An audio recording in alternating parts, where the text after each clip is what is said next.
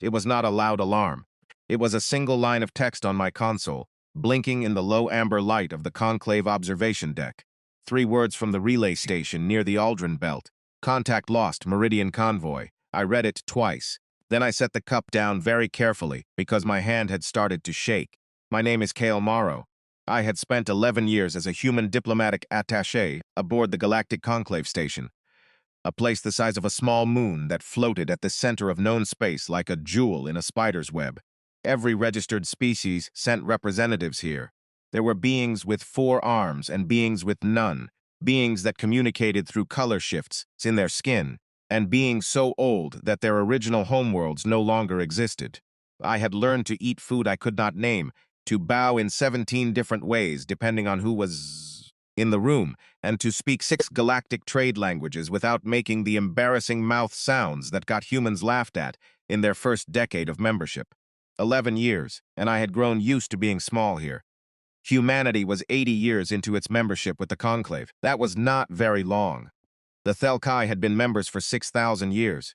The Vorkai Dominion, an insectoid empire of cold intelligence and colder intentions, had been here for 3,000. We were newcomers, and newcomers were expected to be quiet, to learn, and to be grateful that no one had decided to remove them. The thing that kept everyone in line was called the Sacred Rule. Every species in the Conclave knew it. Every child of every registered civilization was taught it before they learned anything else about galactic politics. The rule was simple. No registered member species may launch an unprovoked military strike against another registered species. The consequences for breaking it were automatic and total. Every other member of the Conclave was obligated to respond with force. The offending civilization would be blockaded, sanctioned, and if they continued, dismantled. It had never come to that last part.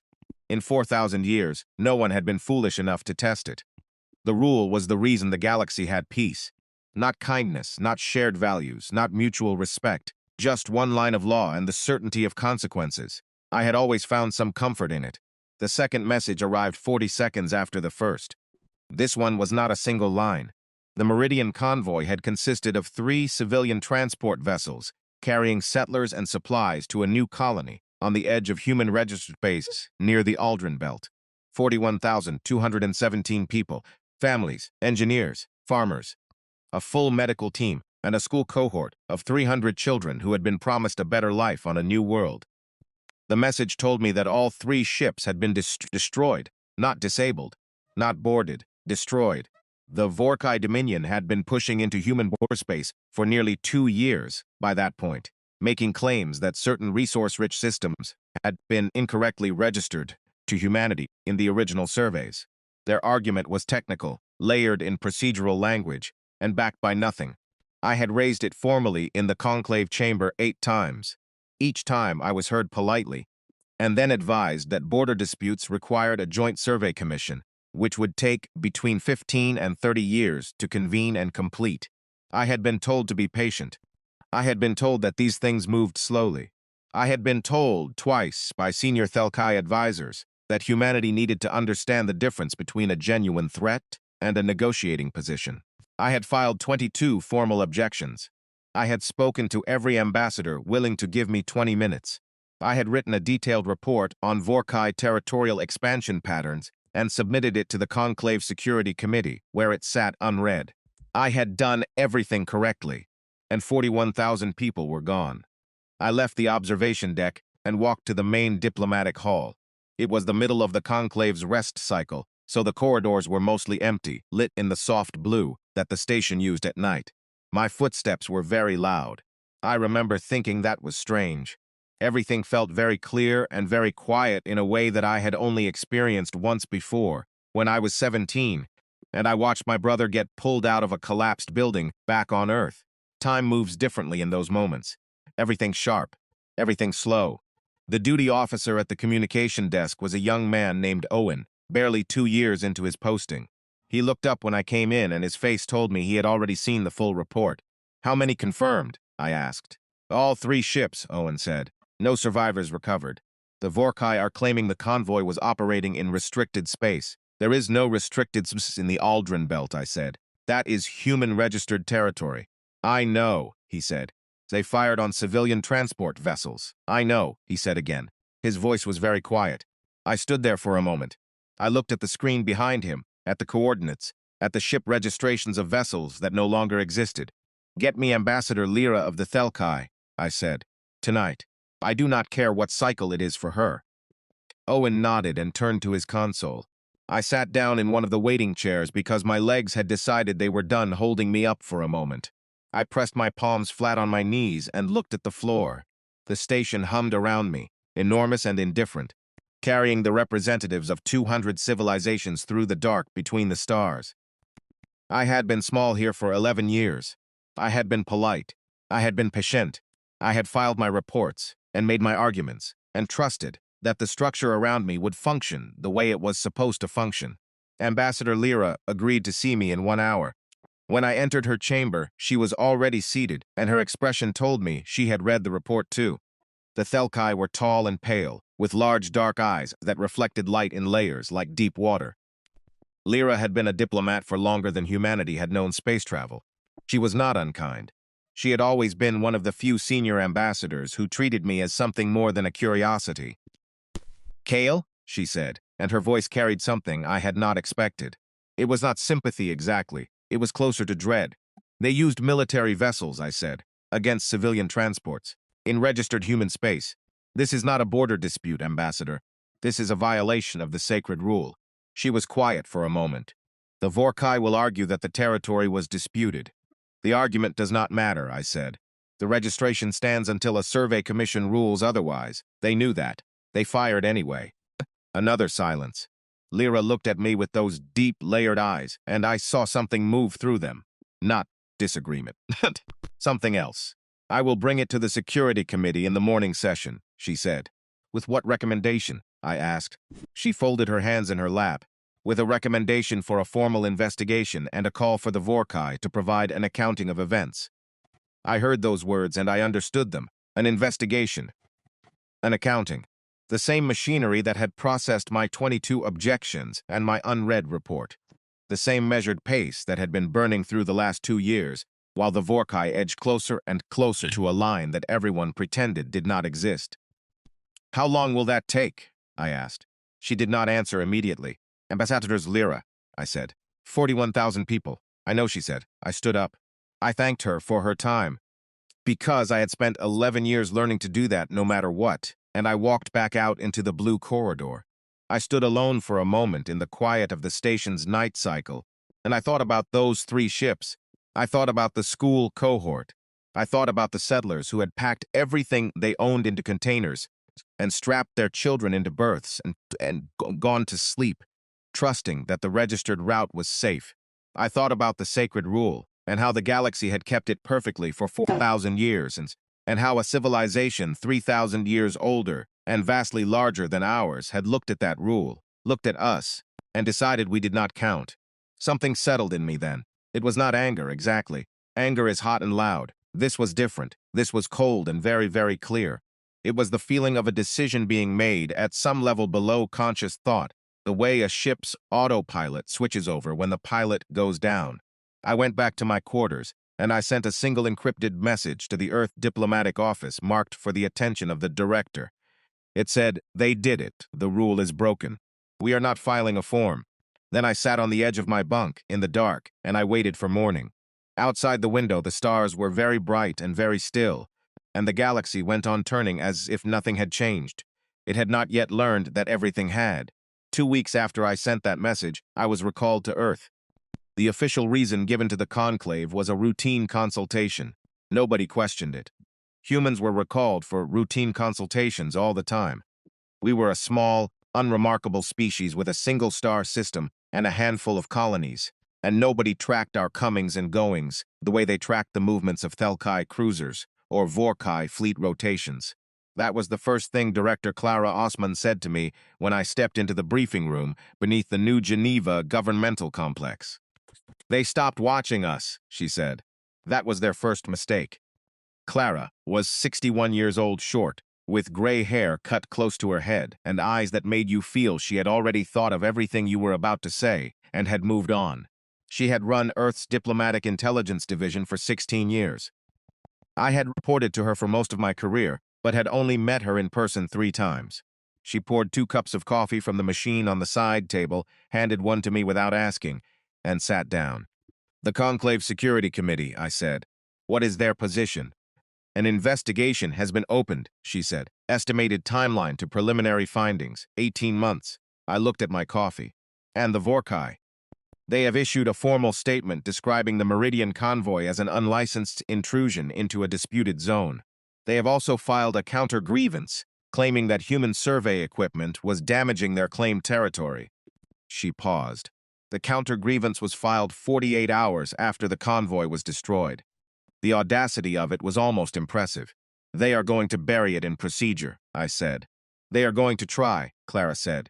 "And under normal circumstances, they might have succeeded. The conclave moves slowly. Small species get ignored. We have known that since we arrived." She set down her cup and looked at me steadily. "But they made a mistake, Kale, a significant one. They assumed we would respond the way every other small species responds when a larger power does something like this." "Which is?" "By grieving quietly and accepting reality." She stood up and walked to the door. "Come with me." We went deeper into the complex, down 3 levels in a lift that required her handprint at every floor. The air changed as we descended, becoming cooler and drier. The walls changed from standard government composite to something older and heavier. When the lift doors opened, we stepped into a corridor lit in white, and at the end of it was a door that required both her handprint and a spoken code. Beyond the door was a room that I was not prepared for. It was a war room, not a planning room, not a crisis management center. A war room, fully active, with displays covering every wall and 40 people working at stations in controlled, quiet focus. There were orbital models of the Vorkai Dominion. There were fleet compositions, resource maps, communication intercept summaries, and tactical assessments. There were names and faces I recognized from Earth's Defense Council, alongside names I did not know, from branches of the military I had not known were this large. I stopped walking. "How long has this been here?" I asked. "This specific room, 14 years, Clara said. "The program it represents, considerably longer." I turned to look at her. "We have been preparing for this." "We have been preparing for the possibility of this," she said. "There is a difference. We hoped the rule would hold. But we are human, KL. We study history. We read patterns. And when you look at the history of every small species that joined the conclave and then disappeared from it, the pattern is not subtle." She walked me to a display showing a timeline. Small civilizations, registered and protected by the sacred rule. 18 of them, over 3,000 years. Every one of them gone, absorbed or erased, and in every case the process had begun with a border dispute, followed by a slow procedural response from the conclave, followed by nothing. "The rule protects the powerful," I said slowly, "because the powerful enforce it, and when the target is small enough, no one enforces anything." "Exactly," Clara said. "So we made a decision, about 40 years ago, that if this ever happened to us, we would not wait for enforcement. We would be the enforcement." I stood in that room for a long time, looking at the displays, listening to the quiet, focused activity around me. A man named Adrian Holt, who turned out to be the director of Earth's Combined Strategic Command, came over and introduced himself. He was younger than I expected. Calm in the way that competent people are calm when they have been planning for something long enough that they are no longer afraid of it. "We have been running simulations on the Vorkai for 11 years, Adrian said, walking me through the tactical display. "Their command structure is hive consensus-based. Decisions cascade from a central intelligence node outward. It makes them extraordinarily efficient in predictable scenarios." He paused. "And extraordinarily fragile in unpredictable ones." "They have never fought humans," I said. "They have never fought anyone who does not follow galactic standard tactical doctrine," he said. "Every species in the conclave has been fighting the same way for 2,000 years. There is an accepted vocabulary of warfare, established formations, recognized signals for ceasefire, understood escalation sequences." He looked at me with a calm that was somehow more unsettling than anger would have been. "We did not learn to fight from the galactic vocabulary. We learned from ourselves. 10,000 years of our own conflicts, our own adaptations, our own doctrine. It is completely foreign to them." "Foreign how?" I asked. He considered the question. "When a Vorkai fleet engages an enemy, they model the enemy's decision tree, and select the optimal counter at each branch. It works perfectly against every opponent they have ever faced. The problem is that humans do not follow a decision tree. We follow our instincts, our emotions, our training, and sometimes something that cannot be modeled at all. He pulled up a battle simulation. We ran this scenario 40,000 times. Our commanders make decisions the Vorkai cannot predict in 73% of engagements. That number gets higher as the fight goes on. I was quiet for a moment. Outside the conclave station, I had spent 11 years being the small, polite representative of an unremarkable species. I had smiled and bowed and chosen my words carefully and accepted being ignored and dismissed and talked over. I had done it because it was my job and because I believed in the slow machinery of diplomacy. But standing in that room, looking at those displays, I understood something that shifted the ground under my feet. We had not been small because we were weak. We had been small because we had chosen to be, while we prepared. "What do you need from me?" I asked. Clara stepped up beside me. "The conclave is going to move slowly. We know that. We are not going to wait for them. But we need the legal ground to be clear when this is over. And that means we need someone inside the conclave making the argument, on record, at every step. We need the galaxy to understand that what the Vorkai did was a breach of the sacred rule, that we raised it correctly, that we were ignored, and that our response was therefore not aggression but consequence." "You want me to go back," I said. "We want you to go back as a full ambassador this time," she said. "Not an attaché. You will have the authority to speak for Earth directly." I nodded slowly. Through the wall of displays, I could see the star charts, the fleet positions, the long, patient preparation of people who had decided that if the day came, they would be ready. 41,000 names sat in my chest like stones, and I breathed around them. "When does it start?" I asked. "It already has," Adrian said. He pulled up a live feed from a relay near the Aldrin Belt. One of our patrol vessels, a mid-sized craft named the Resolute, had been surrounded by a Vorkai intercept squadron 3 days ago. The Vorkai had expected it to stop, to power down, to wait for a boarding party. Instead, the Resolute had done something no galactic tactical simulation had ever produced. Its captain, a woman named Iris Calloway, had cut 2 engines deliberately, spinning the ship into a controlled tumble that made it look crippled and impossible to navigate, and then used the tumble itself as cover to bring its rear firing array into alignment with the lead Vorkai vessel's drive section. 3 Vorkai ships had broken off. One had not moved fast enough. The Resolute had come home with a scratch along its port side and 1 less external sensor array. I watched the replay in silence. "Iris Calloway," I said. "Commander, formerly of Earth's Deep Range Exploration Division," Adrian said. "She learned that tumble maneuver from watching asteroids break apart in high-gravity fields. She had been thinking about using it for years." I thought about the Vorkai commanders watching their simulation screens as the Resolute began to tumble, watching every model they said scream impossible, watching a human being do something their entire strategic database said could not work. "They did not know what to do with her," I said. "They still do not," Adrian said quietly. "And that is only the beginning." I flew back to the conclave station the next morning. I had a new title, new credentials, and a weight in my chest that had not been there before. Not fear. Not grief, though that was still there too. Something else. The particular weight of a person who has been handed something important and intends to carry it correctly. The station looked the same as always when my shuttle docked. The same sweeping corridors, the same mix of species, the same faint hum of the environmental systems that kept 200 civilizations breathing. But something was different. I was different. I had spent 11 years learning to be politely small in this place. I was done with that now. I walked to the main diplomatic registry and formally submitted my upgraded credentials. The clerk, a Thelkai junior officer, looked at them with mild surprise. "Ambassador Morrow," she said. It was the first time anyone on this station had said that word in front of my name. "Yes," I said. I walked to my new office, which was 3 times the size of my old one, and I sat down at the desk, and I pulled up the list of every conclave ambassador I needed to speak to. There were 41 of them, representing species that had been quietly afraid of the Vorkai for a long time. The galaxy was still turning the way it always had. But somewhere out near the Aldrin Belt, a human commander with a scratch on her ship was flying home. And somewhere in the prepared depths of Earth's planning, quiet engines were beginning to move. I started writing. The first thing I noticed, sitting in the new office, was that people were coming to me. For 11 years, I had gone to them. I had requested meetings and waited for responses and followed up politely when responses did not come. It was the natural order of things for a small species. You went to the powerful. The powerful did not come to you. But on the third morning after my return to the station, I arrived at my office to find 3 messages waiting. One from the Peloron Collective, a mid-sized species that had been nervously quiet during the Vorkai border provocations. One from the Serene Assembly, whose territory ran along the outer edge of the Vorkai Dominion, and who had, twice in the last century, been on the receiving end of Vorkai territorial pressure.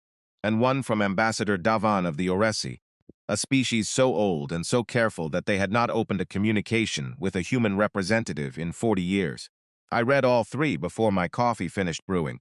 Then I called Owen, who was still on duty in the communications room, because Owen was always on duty, and I asked him to clear my schedule. For how long, he asked. Indefinitely, I said. I saw the Peloran ambassador first. His name was Ren, and he was nervous in the particular way of someone who has wanted to say something for a long time, and is only now allowing himself to say it. He was a compact being with 6 fingers on each hand, and large, mobile ears that moved constantly, tracking sound from every direction. He sat across from me and looked at me for a long moment before speaking. "We want to know what you are doing," he said. "Earth, what you are actually doing."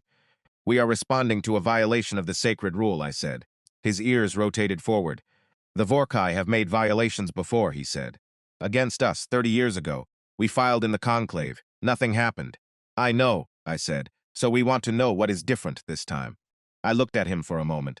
I thought about Clara in that room, and Adrian and his displays, and Iris Calloway tumbling through space with nothing but instinct and 11 years of watching asteroids. "What is different," I said carefully, "is that we are not filing." Ren's ears went flat against his head, and then slowly, very slowly, forward again. "The Serene," he said. "They want to speak to you too." "I know," I said. "I will see them at midday." The meeting with the Serene Assembly's representative, a tall woman named Petra Venn, who had been in the conclave longer than me, was more direct. She came in, sat down, folded her hands, and said, "We are going to formally invoke the sacred rule against the Vorkai Dominion. We have a record of 2 incidents in the last century. We were waiting to see if anyone else would move first." "Why?" I asked. "Because," she said, "small species do not move first. It is how we survive." I nodded. "When will you file?" "When I leave this room," she said. "If you tell me, it will not be ignored." I met her eyes. "It will not be ignored," I said. She stood up, nodded once, and left. Out in the wider station, things were moving that I could not see from my office but could feel the way you feel a change in pressure before a storm. Signals were traveling faster than I could track. In the Vorkai diplomatic wing, I later learned their ambassador had not slept in 4 days. Their intelligence analysts were running models that kept producing outputs their system flagged as errors because the outputs were impossible according to every strategic framework they possessed. The impossible outputs were called Iris Calloway and a dozen others like her. I need to tell you about what was happening in the Aldrin Belt, because my story was only one thread of it, and the thread out there was pulling tighter. 12 days after the Meridian convoy, Vorkai advanced squadron of 9 vessels moved into the Aldrin Belt with orders to secure the region and establish a forward position in what they were formally calling disputed space. They expected to find a human patrol presence, overwhelm it quickly, and be in control of the belt before the conclave's investigative committee had scheduled its first meeting. What they found instead was Commander Owen Farr. Owen Farr was not a famous name. He was not a celebrated officer. He was 43 years old, from a coastal city in the north of England, and he had spent 17 years in Earth's Deep-Range Defense Division, doing the kind of quiet, unglamorous work that nobody paid attention to. He commanded a small response group of 4 vessels, each one lighter and faster than any Vorkai warship in the squadron. When the Vorkai squadron entered the belt, Farr's group was already inside it, positioned not at the obvious defensive points that any standard tactical model would place them, but deep among a field of dense metallic asteroids that made sensor readings unreliable. The Vorkai squadron moved in standard formation. They swept the area with long-range sensors. They found nothing. Their models told them the zone was clear. Owen Farr had put all 4 of his ships in a slow drift that matched the rotation of the asteroid field. To the Vorkai sensors, they looked exactly like rocks. He waited until the Vorkai formation had fully committed to its entry path, until the squadron was spread across a corridor with limited room to maneuver, and then all 4 human ships fired simultaneously at the sensor arrays and communication antennae of the 2 lead vessels. They did not aim at the drives, not at the weapons systems. They aimed at the eyes and the voice. The 2 lead Vorkai ships went sensor blind in the same second. The Hive consensus model that ran Vorkai tactical decisions required constant communication between vessels. When the 2 lead ships went quiet, the 7 remaining ships experienced what Adrian had described to me as a cascade failure of the decision structure. They were not programmed to act independently. Their doctrine did not include the concept of a commander making a choice without confirmation from the chain. Farr's 4 ships were already repositioning. By the time the Vorkai squadron had re-established partial communication and attempted a response, 2 more of their vessels had their navigation systems disabled by targeted precision strikes. The remaining 5 retreated. Not one human vessel was destroyed. Not one human life was lost. I received the battle report in my office between the Peloran meeting and a scheduled address to the Security Committee. I read it twice. Then I set it down and looked out my window at the stars. The thing that stayed with me was not the result. It was the method. Every species in the conclave that had a military had it structured around the same principles: central command, established formations, recognized signals, predictable escalation. It was a language. A shared language of conflict that had developed over millennia, because when everyone speaks the same language, wars are manageable. Owen Farr had not spoken that language. Iris Calloway had not spoken it. They had spoken something older, something built from 10,000 years of humans fighting other humans, from every failed strategy and every desperate improvisation, and every moment when a cornered person had to invent something new or stop existing. The Vorkai had no vocabulary for it. Their entire strategic database was full of entries that began with the words "enemy will respond by" and ended with a predictable range of options. There was no entry that said, "enemy will drift silently through an asteroid field for 6 hours disguised as rocks and then destroy your communications." There was no entry for human stubbornness. No entry for the particular way humans refuse to accept that a situation is over, just because the numbers say it is.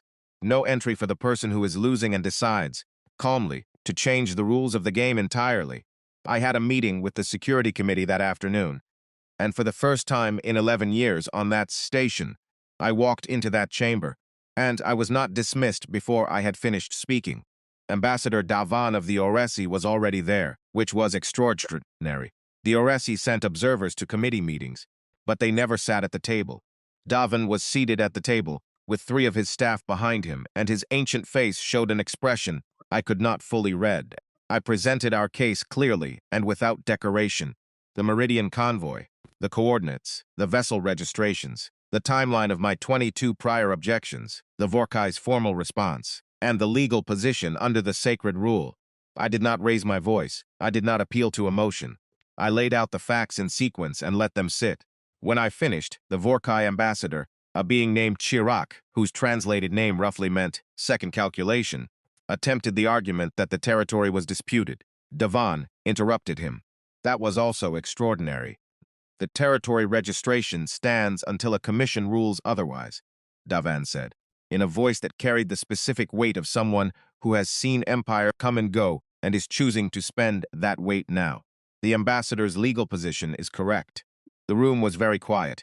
Petra Vissen filed the Serene Assembly's formal invocation of the sacred rule against the Vorkai Dominion. Ren of the Peloran Collective filed a supporting declaration. The Security Committee chair, a Thelkai senior named Vareen, who had previously been one of the people urging me to be patient, called for an emergency vote on recognition of the violation. The vote passed by 14-3. After the meeting, Chirac found me in the corridor. He was tall, with a smooth exoskeletal face that showed no readable expression, but his translator unit carried a tone that was flat in a way I had learned meant concern. "Ambassador Morrow," he said, "your government's actions in the Aldrin Belt will be considered hostile." Our government's actions in Aldrin Belt," I said. are a direct and proportional response to the destruction of civilian vessels in registered human space. Under the sacred rule, I paused, which your dominion violated, on record, in front of the entire committee. He was quiet for a moment. The dominion does not lose extended engagements, he said. It was not a threat, exactly. It was something more like a statement of fact, a reminder, the kind of thing you say to a small species to make sure they understand the shape of the world. I had heard things like that for 11 years. Neither do we, I said. I walked back to my office and opened a channel to Clara. The rule has been formally recognized as violated, I told her. I know, she said. Adrian is watching the committee feed. The Vorkai ambassador implied they would continue. Yes, she said. What do we have near the belt right now? She was quiet for a moment, and I heard the sound of her setting something down on a desk. Enough, she said. Tell me. 22 vessels of various classes, most of them retrofitted deep ships, plus Owen Farr's group, which is already in position. A pause. Also, a wing of the new fast attack ships that you do not have clearance to know about yet. Despite everything, I almost smiled. How fast are they? Faster than anything the Vorkai has on their charts, Clara said. We built them small, and we built them quiet, and we have been testing them in the outer belt for 2 years. The Vorkai's intelligence on our fleet is based on their survey data from a decade ago. Because they stopped watching us, I said. Because they stopped watching us, she agreed. I looked at the star charts on my display. The Aldrin belt was a bright cluster of light in the middle distance, small and ordinary looking, and somewhere inside it, Owen Farr was repositioning his ships, and Iris Calloway was probably running new calculations on the next impossible thing she was going to attempt. The galaxy outside my window had not changed its shape. The conclave station hummed along in its patient orbit. 200 civilizations went on with their business, their trade routes, and their council sessions, and their ancient slow diplomacy. But a gear had turned. Something had engaged that could not be disengaged. I had one more message to send that evening. It went to every ambassador I had spoken to in the last 3 days. It was short and professional, and said simply that the formal proceedings were now in motion, that the legal ground was clear, and that any species wishing to formally align with the human position under the sacred rule should do so within the next 72 hours. 12 species responded before I had finished my dinner. I sat in my office long after the lights shifted to the sustained night cycle. The coffee was cold again. I did not mind. I thought about 41,000 names. I thought about Owen Farr drifting in the dark, patient, and invisible. I thought about Petra Venfen standing up from her chair and filing without hesitation the moment I told her it would not be ignored. I had told her the truth. We were not going to let it be ignored. Outside in the corridor, I could hear the soft hum of the station, and faintly, somewhere, the sound of footsteps moving with purpose through the blue-lit dark. The Vorkai had broken the one rule the galaxy lived by. They had assumed we were too small to matter. They were learning slowly that small is not the same as harmless, and patient is not the same as passive. I turned off my lamp and went to work. The ceasefire request came from the Vorkai Dominion on a morning when I had not slept. I was in the middle of a live communication with Adrian's strategic team when Owen sent me a priority flag. I told Adrian to hold and open the flag. The words were formal and precise in the way that Vorkai communication always was. They requested a cessation of hostilities pending diplomatic resolution. They offered to submit the territorial dispute to a neutral commission. They expressed willingness to discuss reparations for what they described as the incident involving the Meridian convoy. I read it twice. Then I told Adrian what it said. There was a pause on his end. Then he said, "How many of their fleet assets have we disabled in the last 3 weeks?" 41 vessels, I said, with 0 losses on our side. Another pause. Read me the part about reparations again. I read it. They called it an incident, he said. Yes, I said, not a violation. Not an attack. No, I see. His tone did not change, but I had learned to read the spaces in Adrian's voice. What does Clara say? I am going to ask her in about 2 minutes, I said. But I wanted your read first. My read, he said slowly, is that they believe they can settle this with language. That if they offer enough procedural concessions, we will accept a diplomatic outcome and go back to being a small species with a grievance on record. He paused again. They still do not understand what they triggered. I called Clara. She was in a meeting but stepped out to take my call. I told her about the request. We expected this, she said. Hive consensus models are very good at cost analysis. When the cost reaches a threshold, the model outputs a de-escalation signal. They have run their numbers and decided this is the threshold. What are our terms? I asked. We worked them out last week, she said. Are you ready? Tell me. She did. I spent the next 4 hours preparing for the conversation I was about to have. I went over every line of it with care. I spoke to the Serene, the Peloran, and 8 other species who had formally aligned with us, and I told them what was happening and what our position was going to be. Ren of the Peloran Collective sat very still when I explained our terms and then said quietly, "No one has ever demanded that from the Vorkai before." "No," I said. "They will consider it extraordinary," he said. "It is proportionate," I said. "That is different from extraordinary." I met with Chirac in neutral chambers at the midpoint of the station. He came with 4 advisors. I came alone. That itself, I had been told, unsettled them. Their doctrine required mirrored delegation sizes. Coming alone was outside the accepted framework. I sat down, thanked him for the request, and told him our terms. He was quiet for a long time when I finished. The translator unit rendered his response in a flat tone that I had come to recognize as the Vorkai equivalent of genuine surprise. "You are not claiming our territory," he said. "No," I said. "You are not demanding military reparations."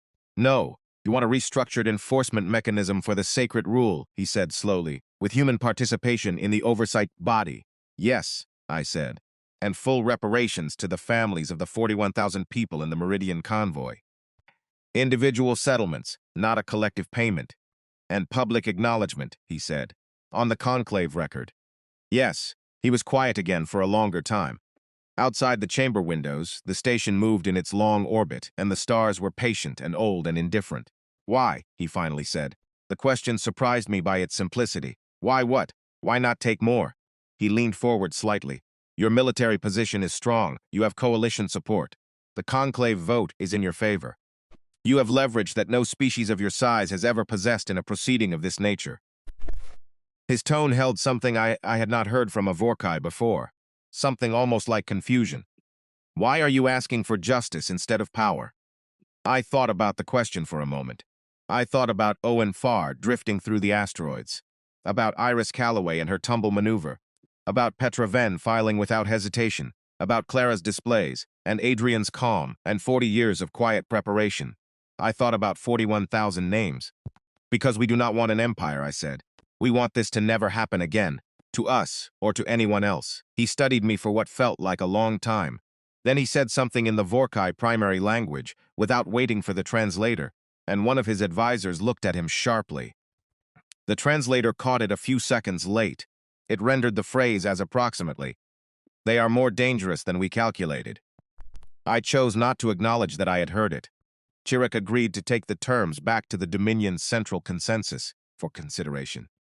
He stood to leave, and at the door he paused without turning around.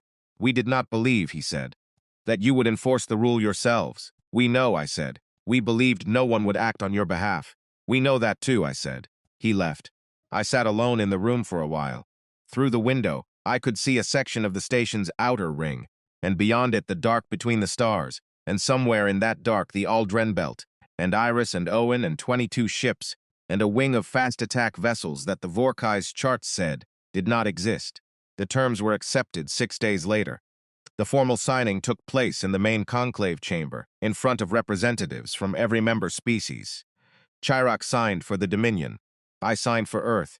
The Serene and Peloran and 10 others signed as aligned parties. Clara watched on a live feed from New Geneva.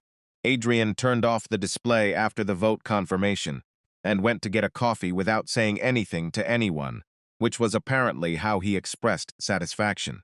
After the signing, there was a recess, and the chamber filled with the sounds of hundreds of beings speaking in dozens of languages. I stood at the edge of it for a moment, holding a glass of something the Thelkai served at formal occasions that tasted like carbonated minerals and felt like it was calculating your age from the inside. Ambassador Davin of the Oresi appeared beside me. He was very old, even by the standards of a very old species, and he moved slowly but with complete precision. He had been in the conclave longer than any other serving member. He had watched empires negotiate and dissolve and renegotiate. He looked at me for a moment with his ancient eyes. The new enforcement clause, he said. The co-leadership structure. It will not be popular with the older powers. It will be necessary, I said. Yes, he said.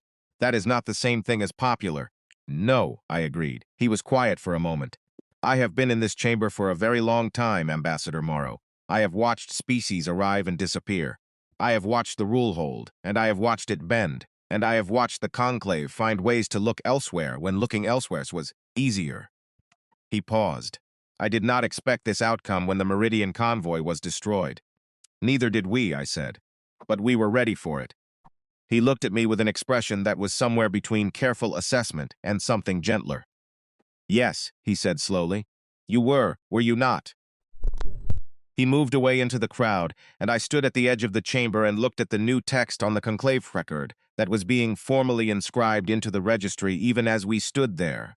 The sacred rule, in all 200-member languages, and below it, added for the first time in 4,000 years, a second clause. The second clause established the enforcement body, the response timeline, the coalition obligation. It was dense with procedural language, but at the very end of it, in plain language that the committee had argued about for 3 days before I simply read them the draft and asked them to find anything incorrect in it, was a single sentence. It read, "This rule was tested once. The cost of testing it was total." I did not write that sentence to be threatening. I wrote it because it was true, and because every small species that came after us deserved to know it, and every large species deserved to remember it. That evening, I sat alone in my office for the last time, with the lights of the station around me and the stars outside the window. I was going home in the morning. Not permanently. I had a new posting to arrange, a new term as ambassador that would involve building the enforcement body from the ground up, which was going to be complicated and slow and difficult in all the ways that diplomacy is always complicated and slow and difficult. But for one evening, I sat still. I thought about 41,000 names. I held them for a while. I thought about a 17-year-old version of myself watching a building come down and learning for the first time that the world does not stop when it should. I thought about 11 years of being small and the cold clarity of a decision made at the level below words. I thought about Clara, who had been preparing quietly for 16 years with the patience of someone who understands that readiness is not aggression. About Adrian, who had spent these years running scenarios and building something no one was supposed to see until it was needed. About Owen Farr drifting in the dark among the asteroids, calm and invisible and ready. About Iris Calloway tumbling through space with the instinct of someone who has never accepted that the numbers are final. I thought about Wren sitting very still and asking if anyone would actually enforce it this time, and about Petra Venn standing up and filing before the door had closed. We had not done this alone, but we had started it. That mattered. Outside my window, the stars were bright and still in the way they always are, indifferent to everything below them, carrying no memory of what had happened and no concern for what came next. I had spent 11 years looking at those stars and feeling small. I did not feel small now. I felt the weight of 41,000 names and the weight of the work ahead and the very specific, very quiet feeling of a person who has been handed something important and carried it correctly. Tomorrow I would go home, and then I would come back and build something that was supposed to last. Tonight, I turned off the lamp and let the stars be enough. They thought the rule protected them from us. They were right, just not in the way they meant.